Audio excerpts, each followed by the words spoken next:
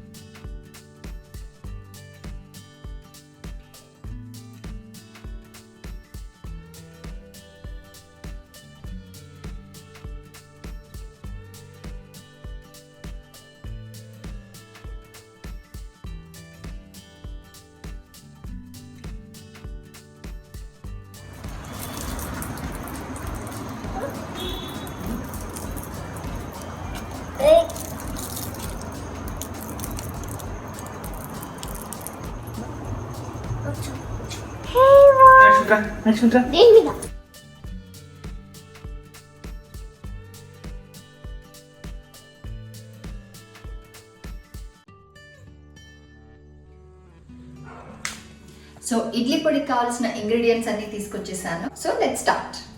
ఇలా frying pan పెట్టుకొని stove on చేసేస్తున్నాం. సో ఇప్పుడు 1 స్పూన్ ఆయిల్ వేసుకుందాం.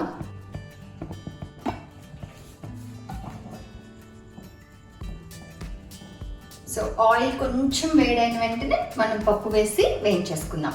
ఫస్ట్ మనం మినపప్పు ఫ్రై చేసుకుందాం. ఇక్కడ చూసారంటే మనకు కావాల్సినవి మినపప్పు 1 కప్పు, పచ్చెనపప్పు 1/2 cup, soup bowl size. So ఇంత కప్ మినపప్పు, 1/2 కప్ పచ్చెనపప్పుకి నేను ఆల్మోస్ట్ ఒక 20-22 మిరపకాయలు తీసుకున్నాను. అండ్ ఒక చిన్న ఇంత చాలు, మేబీ ఇట్లా చేస్తే ఒక చిన్న గోలీ సైజ్ అంటే ఒక చిన్న ఇది చింతపండు అండ్ ఒక 1/2 వెల్లుల్లి మొత్తం ఇలా ఒలిచి పెట్టేసుకోండి. వెల్లుల్లి గ్రైండ్ చేసినప్పుడు తొక్కు మాత్రం మనం ఎంత ఫైన్ గ్రైండ్ చేసినా చిన్నగా ఉండిపోతుంది అనమాట. అలా ఉండకుండా నీట్గా గ్రైండ్ అయిపోవాలంటే తోలు తీసేసుకోవాలి. మళ్ళీ ఒక 2 స్పూన్లు నువ్వులు, ఒక మేబీ 15-20 మిరియాలు అనమాట. సో లాస్ట్ ఇంగ్రీడియంట్ వేరుశెనగపప్పు మేబీ ఒక గుప్పెడు వేరుశెనగపప్పు. ఆయిల్ వేడైంది. ఇప్పుడు మినపప్పు వేసేసుకుందాం.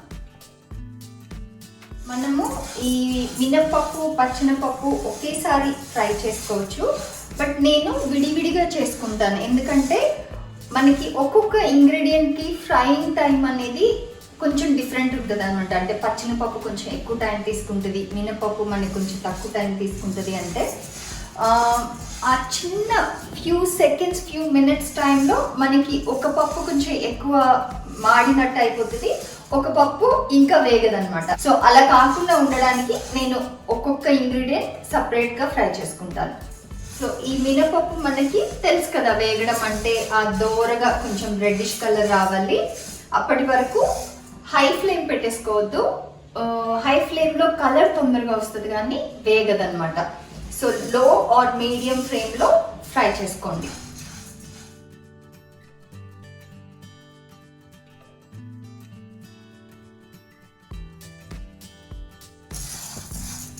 సో మినపప్పు వేగిపోయింది, మనకి రెడ్డిష్ కలర్ వచ్చేసింది. ఇప్పుడు ఇది ఒక ప్లేట్లో వేసేసుకుందాం.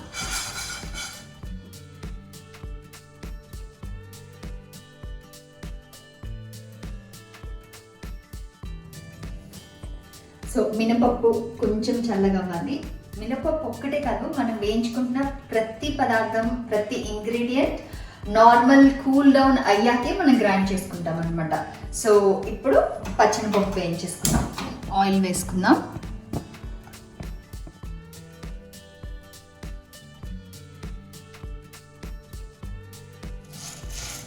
పచ్చెనపప్పు వేగిపోయింది, ఇది కూడా ఆరబెట్టేసుకుందాం.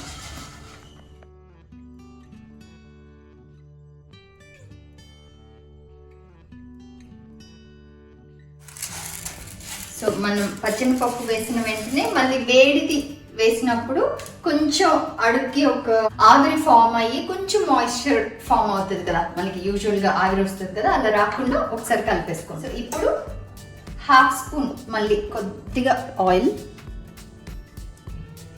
వేయడానికి మనకి. సో ఇప్పుడు నువ్వులు మిరియాలు వేయించేసుకుందాం.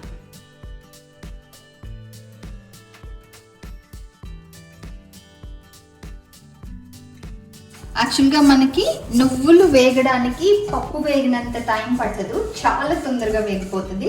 సో పప్పు వేయించి నువ్వులు కూడా టైం పడుతుందిలే అని మీరు రిలాక్స్ అయిపోయారనుకో మాడిపోతాయి అన్నమాట.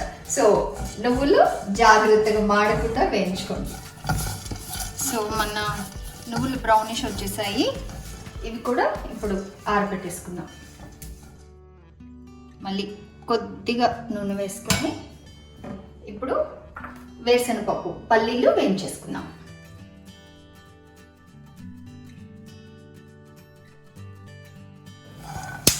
వేరుశనగపప్పు మనకి మంచి వేగిన వాసన వస్తుంది.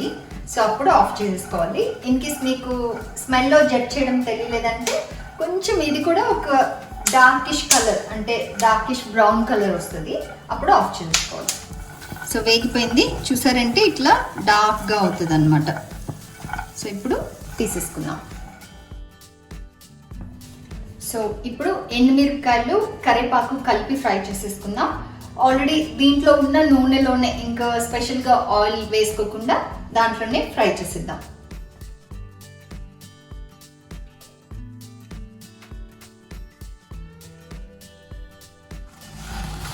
సో మనకి కరివేపాకు ఎండుమిరపకాయలు కొంచెం వేగాయి, ఇప్పుడు వెల్లుల్లి కూడా వేసేసుకుందాం.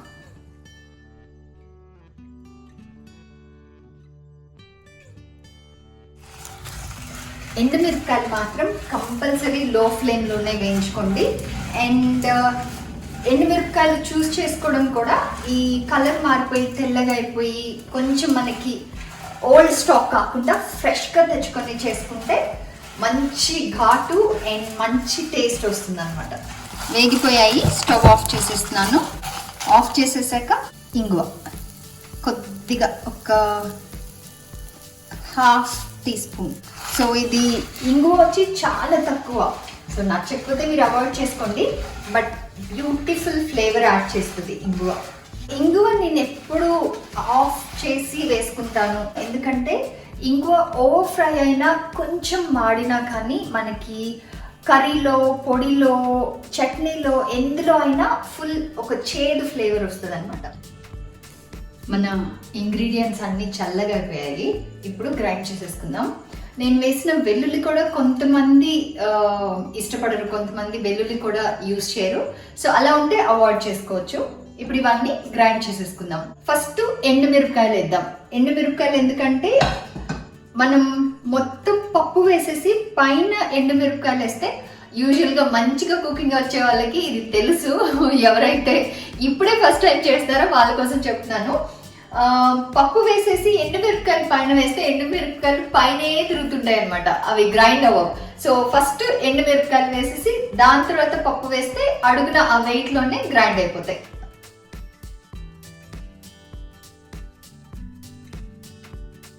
సో ఇప్పుడు చింతపండు కూడా ఇలా తుంచేసి వేసేసుకుందాం.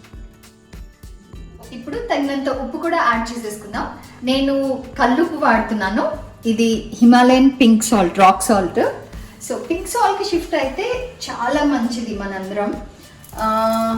నేను కుకింగ్ వీడియోస్లో అంటే మేము ఇంట్లో పింక్ సాల్ట్ వాడతాము, బట్ కుకింగ్ వీడియోస్లో పింక్ సాల్ట్ చూపిస్తే అంటే మేబీ చాలా మందికి అది తెలియకపోవచ్చు అని నేను నార్మల్ సాల్ట్ యూస్ చేస్తాను.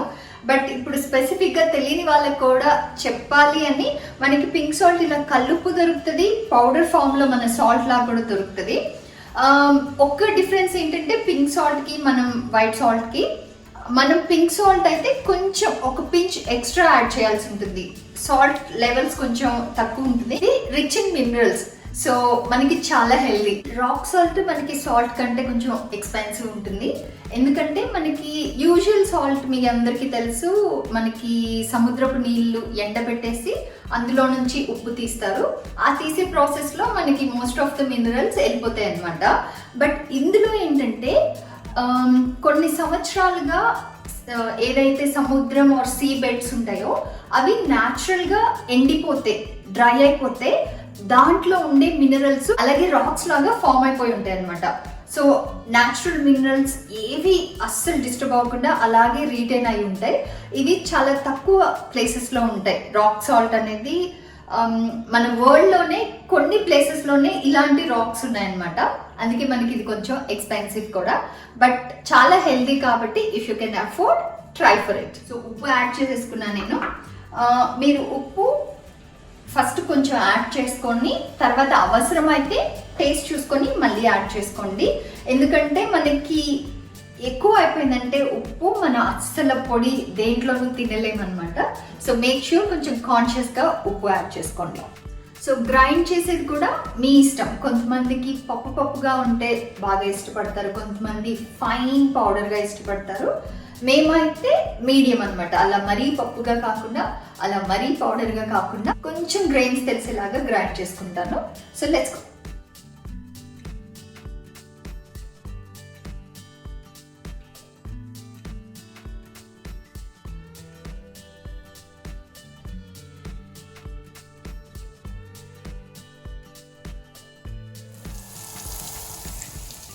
ఫ్రెష్ పొడి గీ రోస్ట్ దోశ. మేబీ ఈ గీ రోస్ట్ ఎలా చేయాలని ఇంకొక రోజు చెప్తాను. బిగ్ బాస్ నుంచి మీకు ఒక హైప్ ఇచ్చారు శివబాలాజీ గారు, దట్ నేను ట్రాన్స్పరెంట్ దోశ ఇలా పెడితే ఇటు నుంచి అటు కనిపించేలాగా అంత క్రిస్పీగా అంత థిన్గా చేస్తానని. సో డెఫినెట్గా అది ఎలా చేయాలో ఇంకో రోజు చూపిస్తాను. బట్ గీ రోస్ట్ పొడి peanut chutney tomato chutney combination అదిరిపోద్ది. సో అందుకే తినేయాలని వెంటనే చేసేసుకుంటున్నా.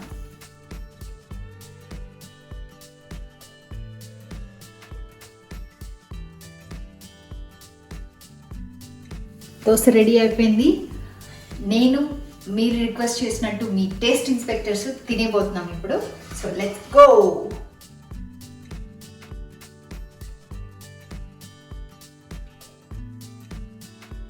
Yummy, my favorite పొడి దోశ.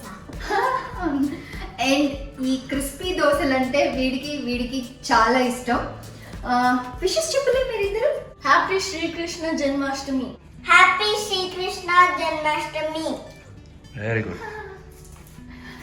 సో వెయిట్ పెడుతున్నా. అబ్బో ఇద్దరి ఫేవరెట్, ఎవరికి పెట్టాలి ఫస్ట్? ఓకే. అయ్యో మను పీనట్ చట్నీ కదా, అందుకే పీనట్ చట్నీ. యమ్మీ. లోపల ఆల్రెడీ పొడి ఉందిరా. అలా యమ్మీ. ఇప్పుడు నార్మల్గా చట్నీ వద్దా? వీడికి పొడి చాలా ఇష్టం. వాడు ఇడ్లీ అయినా దోశ అయినా ఏదైనా పొడి నెయ్యి వేసుకొని తినేస్తూ ఉంటాడు అనమాట. క్రంచీగా.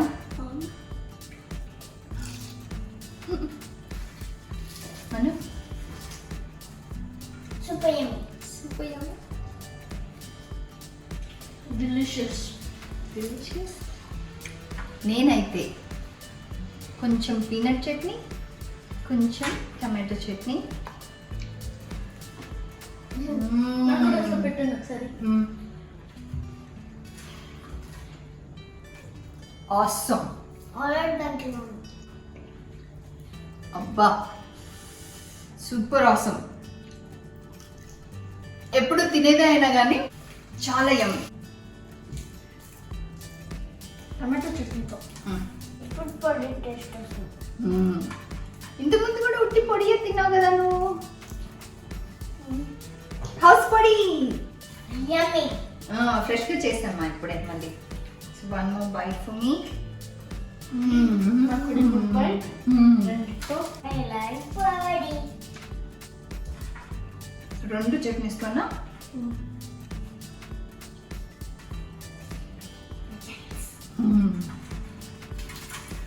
ఒక బైట్ కావాలా? నేను తినే తర్వాత తింటా. ఒక Crunch. Crunch out. Hello, buddy. Crunch, crunch out. మా పొడి ఫ్లేవర్ చాలా బాగుంది దోస్తో. 2 కలిపా ఒకటా? Yummy. సో పొడి ఎప్పుడు ఇట్లా air tight container Yummy. Store చేసుకోవాలి. ఆల్మోస్ట్ ఒక 3 months వరకు ఏం అవ్వకుండా మనం యూస్ చేసుకోవచ్చు అనమాట. అంత డెలిషియస్ గా ఎయిర్ టైట్ కంటైనర్స్ లో పెట్టుకున్నారంటే అస్సలు కొంచెం కూడా అరోమా మిస్ అవ్వకుండా సూపర్ గా ఉంటుంది ఎప్పుడు యూస్ చేసినా గానీ. So try and enjoy. వీడు నేను పెట్టే వరకు ఆడకుండా లాక్కొని తుంచుకొని తినేస్తున్నాడు. So we will continue eating. Bye. Bye.